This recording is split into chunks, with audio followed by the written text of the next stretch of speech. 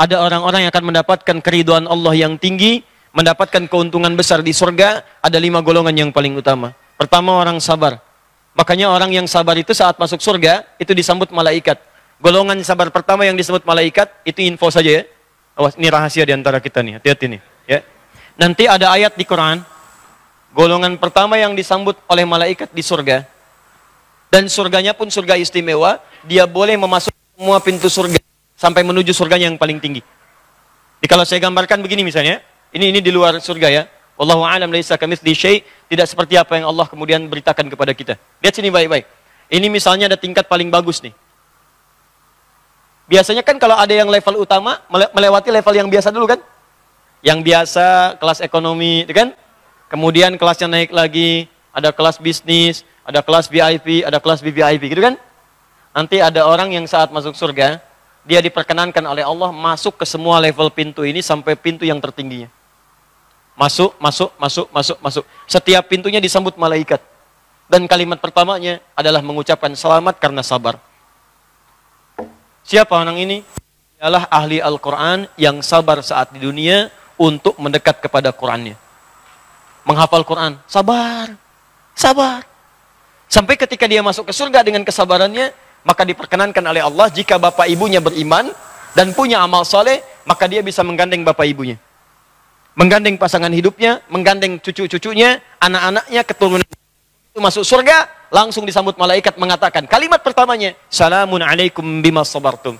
Itu ada di Quran, surah 13, ayat 23-24. Sekarang ngejar orang, hafal Quran. Kejar. Bukan 30 juz ya, tapi yang dilihat kesungguhan hafalnya. Karena di Quran itu disebutnya, maaf ya, disebutnya bukan hafal 30 juz. Disebutnya kesungguhannya dalam menghafal. Di saking pengennya hafal, kadang-kadang yang Allah berikan bukan 30 juznya. Yang diberikan itu pahalanya. Makanya kalau Anda sedang menghafal Quran, tiba-tiba macet sehari, 2 hari, alif lam mim lancar tuh, nggak nyampe semenit udah hafal. Alif lam mim, kan? Ya, begitu nyampe ayat 282, sudah 282 hari nggak hafal-hafal. Ya, misal, baca lagi, kadang-kadang yang diberikan jumlah ayatnya. Tapi Allah ingin melipat gandakan pahalanya untuk menutupi dosa-dosa Anda yang berlimbang sebelumnya. Bukankah satu hurufnya 10 kebaikan? Mungkin kata Allah begini, kamu fulan. Fulan yang lain saya mudahkan menghafal Quran. Karena dosanya udah sedikit. Amalannya banyak. Mudah bagi dia menghafal untuk meningkatkan derajatnya di surga. Kamu kemarin kemana aja? Dia 14 tahun hafal Quran. Kamu saya kasih 40 tahun baca aja belum bagus. Maka saya berikan kesempatan untuk mengumpulkan pahala dulu. Tambah lagi, tambah lagi, tambah lagi. 2 kali lipat, 2 kali lipat, 2 kali lipat. Begitu sudah cukup pahalanya menggugurkan dosanya, dipercepat. Tiba-tiba selesai aja hafalan Qurannya. Ini sebentar ya, saya agak lompat sedikit. Ada seorang ibu dengan anak. Kisah nyata ini, saya ceritakan kisah nyata. Ibunya ingin hafal Quran, dibawa anaknya. Ibunya berniat jadi hafizah. Anaknya pun dibawa supaya bisa hafal Quran. Anaknya terserah Allah. Alhamdulillah. Mau saya diberikan berapa? 30 juz 30 terserah. Datang. Ikutlah kemudian daurah hafal Quran 30 hari. Anda tahu apa yang terjadi? Ibunya sudah punya dasar hafalan. Menghafal. Anaknya saat masuk, ya, itu belum bisa menyesuaikan diri. Menghafalnya agak lambat. Tiba-tiba di pertengahan. Setelah kemudian dapat suasananya jadi enak, nyaman, terbiasa dengan Quran. Anaknya 27 hari hafal Quran 30 juz. 27 hari. Ibunya sampai 30 hari tidak hafal 30 juz. Masih ada yang kurang. Saya ingin katakan pada Anda, kalau menghafal Quran itu sabar. Kadang-kadang ada sesuatu yang kita nggak tahu. Di begitu pahalanya diberikan, tiba-tiba terjadi percepatan. Naik. Di akhirat orang ini diberikan mahkota, setelah itu masuk ke surga. Perhatikan sambutannya. Begitu masuk ke surga, wal malaikatu yadkhuluna alaihim min kulli babin. Malaikat menyambut mereka di setiap pintu surga. Masuk. Mengatakan kalimat pertamanya, Anda tahu kalimat pertamanya? Salamun alaikum bima sabartum. Selamat karena Anda sabar saat berada di dunia. Sabar. Nah, tapi yang paling menarik, dia masuk surga. Ketika masuk surga, dia bertemu dengan 4 golongan lain. Siapa 4 golongan lain itu? Orang jujur, ya, yang tidak curang, orang khusyuk dalam salatnya. Saya serius, ya, kalau orang curang nggak bisa masuk sini. Curang dalam apa saja, curang dalam pekerjaan, curang dalam macam-macam nggak bisa masuk. Ya, jadi saya ingatkan nih, curang nggak bisa masuk surga, hati-hati. Ya, khusyuk dalam salat, Spesial. Kemudian rajin infak. Ya, orang rajin infak. Dan yang terakhir yang rajin istighfar menjelang fajar. Ini surga spesial. Hanya 5 golongan ini disebut oleh Allah berkumpul di satu surga yang istimewa. 5 golongan. Maksud saya kalau saya infokan ini, kejar. Bukan untuk menjadi cerita bahwa ada orang akan di situ.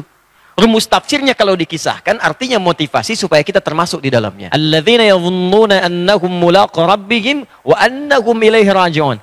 Orang khusyuk itu yang saat akan sholat, dia merasa akan berhadapan dengan Allah. Jadi rasakan, Anda itu diperhatikan. Ya, kalau antum datang ke pengajian, saya perhatikan kan Anda serius kan? Ya, Anda serius.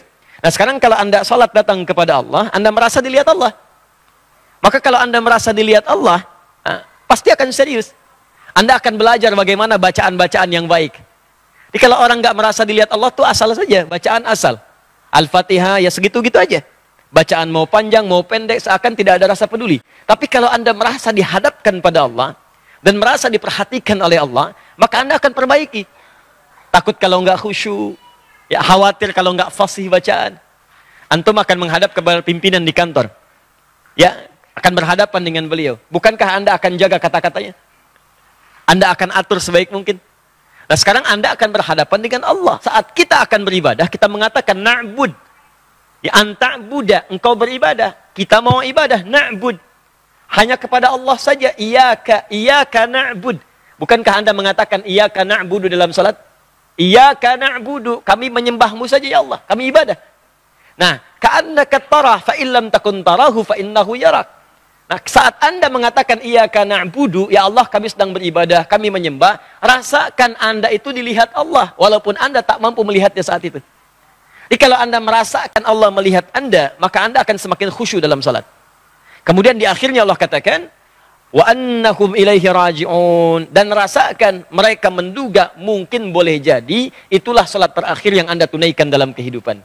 Jadi kalau setiap orang salat merasa bahwa mungkin dalam sujudnya akan wafat, maka mustahil dia tidak khusyuk dalam salatnya. Pasti ada getaran tersendiri di jiwa yang mendorong Anda untuk lebih meningkatkan keseriusan dalam salat. Itu caranya khusyuk. Ya makanya kalau satu saat Anda terdorong, mohon maaf ya, tiba waktu salat, panggilan azan Allahu Akbar, Anda masih main-main misalnya. Maka rasakan boleh jadi pada saat itu Anda dipanggil oleh Allah dan pulang kembali kepada Allah. Bahkan ada orang yang sebelum subuh sudah datang memenuhi masjid. Ya istighfar. Waktu sebelum subuh itu disebut dalam bahasa Arab dengan sahar namanya. Sahar. Ya, jamaknya disebut dengan ashar. Sekitar 15 sampai 30 menit sebelum fajar. Ya. Bisa dari jam 4.07. Jam 4.15 itu disebut dengan waktu sahar namanya. Ini. Jamaknya disebut dengan ashar.